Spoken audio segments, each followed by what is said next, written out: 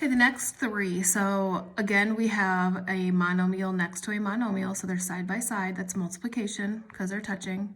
So you multiply the exponents, 12 times the invisible 1, so 12 times 1 is 12. Keep the m, add your exponents. 8 plus 2 is 10. Okay, this time we have 3 monomials, but that's okay because it's still that touching the parentheses, so it's still multiplication. So negative 2 times 4 is negative 8, and negative 8 times 9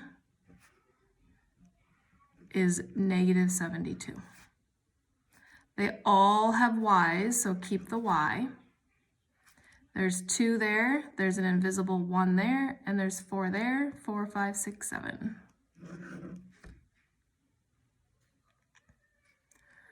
Two times negative 4 is negative 8.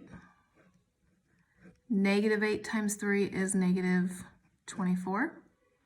They all have a b. 3, 4, 5, and 5 is 10.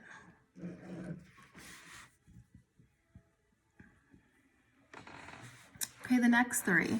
This time it's a monomial being raised to a power. So that means this monomial that's in parentheses is being raised to a power. So when that happens, you are still going to solve it as if it's an exponent with the coefficient. So you're still going to do 3 to the 4th. So that means 3 times 3 times 3 times 3. 4 3s are going to get multiplied together. So you're going to solve the coefficient to the given power. So 3 times 3 is 9. 9 times 3 is 27. And 27 times 3 is 81.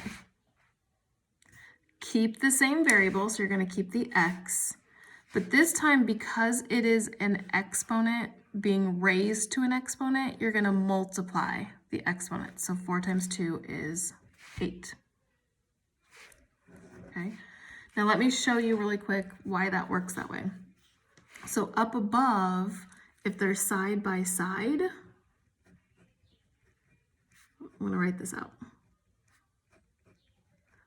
Okay, so this right here says you have 4 3x squared being multiplied together, so 4 of them.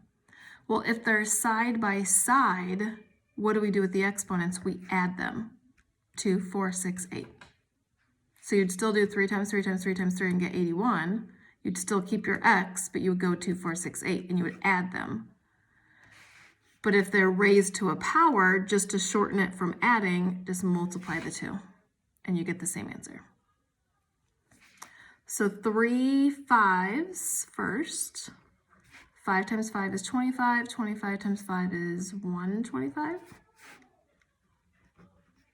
Yep. Keep the a, and then multiply. 6 times 3 is 18. 5 negative 2s. 1, 2, 3, 4, 5. So if you want, just multiply your 2's first. 2 times 2 is 4. 4 times 2 is 8. 8 times 2 is 10. 10 times 2 is 20. Did I do it right? No, I did not do that right. 2 times 2 is 4. 4 times 2 is 8. 8 times 2 is 16. 16 times 2 is 32.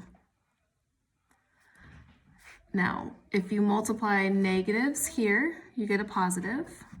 Those give you a positive, and that stays a negative. So positive times a negative is a negative.